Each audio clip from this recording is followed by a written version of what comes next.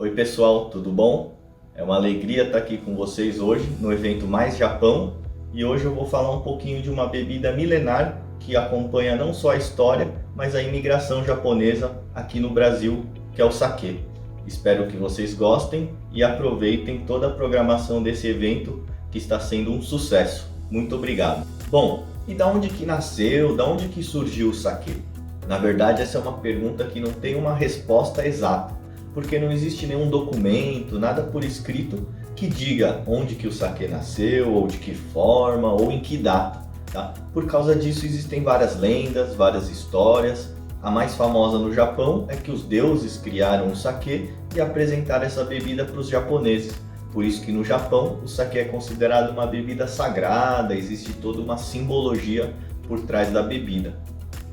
Mas a história que realmente acredita-se hoje que se aproxima da verdade é que o arroz ele sempre foi a base da alimentação no Japão, na China, em diversos lugares da Ásia.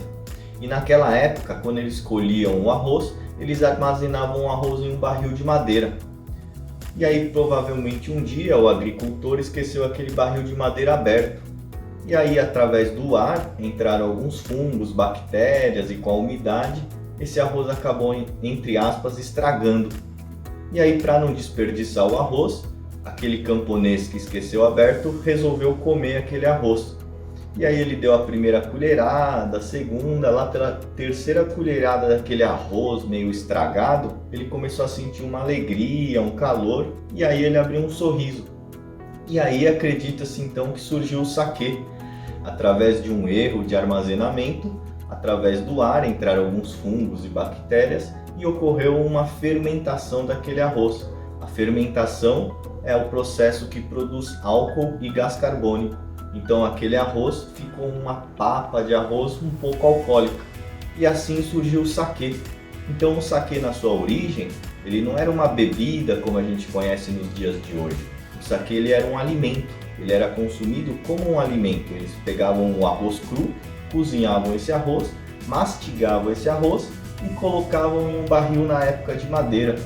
E aí esse arroz ia fermentando através da saliva e do ar e formava então um mingau alcoólico de sake. E as pessoas então comiam esse mingau alcoólico de sake.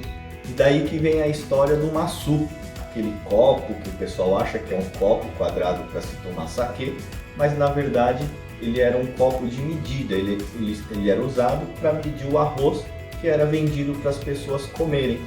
E aí o camponês, o agricultor, aproveitava esse utensílio de trabalho para então comer esse mingau alcoólico de sake. Com os passar dos anos, esse maçu acabou se tornando um símbolo do sake. Então sempre que tem festa, comemorações, é normal as pessoas brindarem com o maçu. Mas na hora de consumir, de degustar um sake da maneira própria, hoje já existem copos e taças apropriadas para se tomar o sake. Tá? Assim como ele também pode ser consumido em taças de vinho branco ou vinho tinto.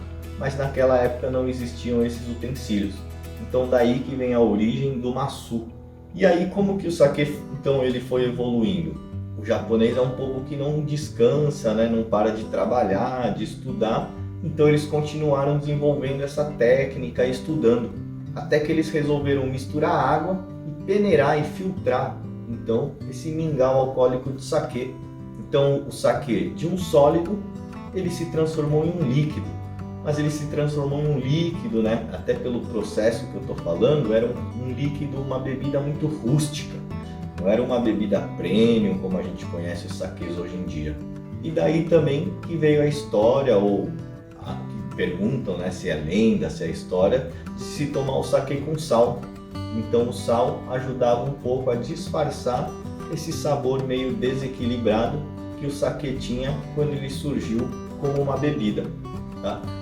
Até evoluir ao sake premium que já existem nos dias de hoje. E aí o primeiro navio que chegou ao Brasil em 1908, com os primeiros japoneses, traziam consigo os seus próprios sakes. Então os primeiros sakes que chegaram no Brasil ainda eram esses sakes mais rústicos, né? Mais rudimentares, mais simples. E como essa bebida foi evoluindo? Eles continuaram estudando, pesquisando, conseguiram descobrir o fungo responsável por transformar o amido do arroz em açúcar, então começaram a estudar esse fungo, começaram a aprimorar todo o processo, trocar tanque de madeira por tanque de aço inoxidável, começaram a conseguir controlar a temperatura desses tanques, e eles também resolveram aprimorar as matérias-primas, como o arroz.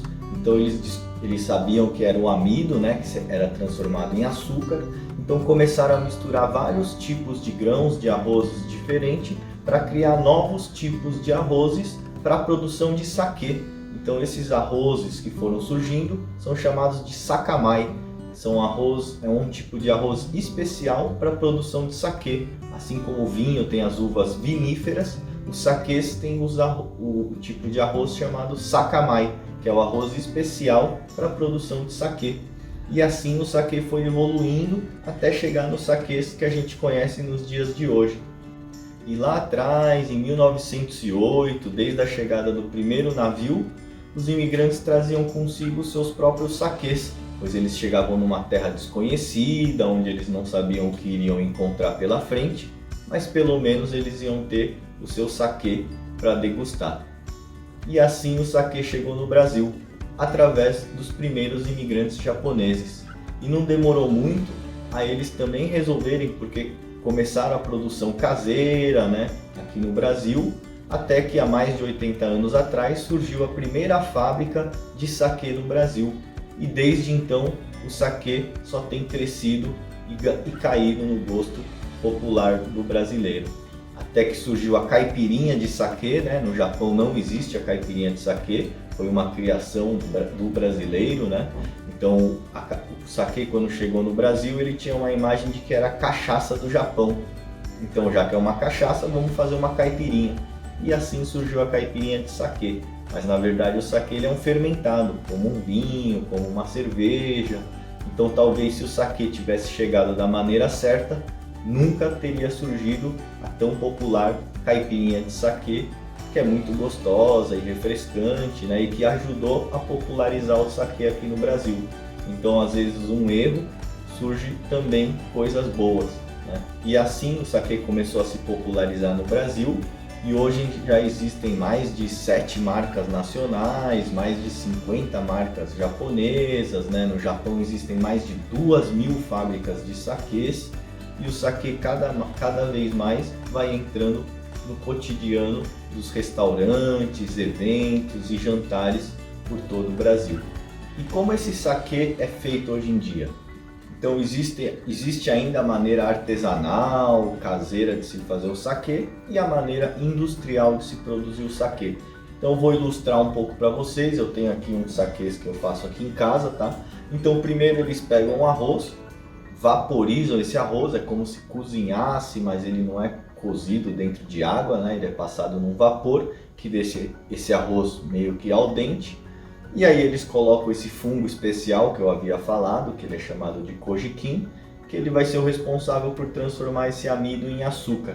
E eles colocam junto com água e leveduras que vão transformar esse açúcar em álcool dentro de um tanque, tá? Só que tudo isso acontece ao mesmo tempo dentro de um tanque. Então ele tem um processo que é chamado de fermentação múltipla paralela. Enquanto tem amido sendo transformado em açúcar, também tem açúcar sendo transformado em álcool, tá? No mesmo tanque, ao mesmo tempo. Por isso que ele tem um processo diferenciado e por isso que o saquê não é um vinho de arroz ou uma cerveja de arroz. Saquê é uma bebida diferente e única, como deve de ser, tá? E depois que ele passa esse tempo fermentando, ele é filtrado, só que quando ele é filtrado ainda passa parte desses sólidos, né? Então esse aqui muita gente conhece como um saquê, ele é chamado de saquê nigori, ele fica meio esbranquiçado e se você filtrar ou se você deixar ele parado, ele vai separar em duas partes. Então o saquê que a gente conhece hoje em dia seria essa parte líquida sem os sólidos, tá? Que na indústria, nas fábricas, eles usam filtros de carvão, carvão ativado, que acaba retirando a presença de coloração e todos esses sólidos, tá? E aí o saquê ele é engarrafado e ele fica pronto para beber. Aí vocês vão me perguntar, né? E na prática, como que eu vou consumir um saquê? Bom, primeiro na questão de sabores e aromas, existem diversos tipos de saquês. Então existem saquês mais encorpados, mais leves, secos, doces, mais neutros, mais equilibrados. Existem vários tipos de saquês e vai de acordo com o seu paladar, ou se você quiser harmonizar com uma refeição, que o saquê harmoniza com diversas culinárias internacionais, você também pode estar harmonizando com a sua refeição. Então depende muito do seu gosto ou da ocasião que você vai estar degustando esse saquê. Em relação à temperatura, você pode consumir também esse saquê quente ou esse saquê frio ou gelado, né? Tecnicamente é entre 10 a 15 graus, mas popularmente, tanto no Japão como no Brasil, o pessoal gosta de colocar num balde de gelo. E muitas pessoas no inverno, ou dependendo do prato que você for harmonizar, gosta também de degustar esse saquê aquecido. Então você deve aquecer esse saquê em banho-maria, porque se você aquecer direto no fogo, no micro-ondas, você vai evaporar todo o álcool e perder todas as características do saquê. Então você precisa aquecer ele lentamente em banho-maria ou em algumas máquinas especiais que existem principalmente no Japão para se aquecer o saquê. Então você pode tomar ele tanto quente como frio, tá? Se você for tomar ele frio, se for um saquê mais aromático, o ideal é que você tome, aqui no Brasil, utilize taças de vinho. Assim você vai valorizar muito mais o sabor e o aroma da bebida.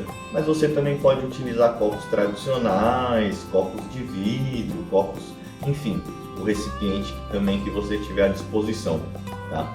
Eles dizem no Japão que o saquê ele faz parte da cultura, do cotidiano do japonês. Então a maneira melhor de se degustar saquê é a maneira que vai te deixar mais feliz, tá? Seja ele gelado, quente, puro, misturado com alguma coisa. O importante é você, com moderação, você apreciar essa bebida sagrada do Japão. Espero que vocês tenham entendido um pouco sobre a história, como que é feito o saquê.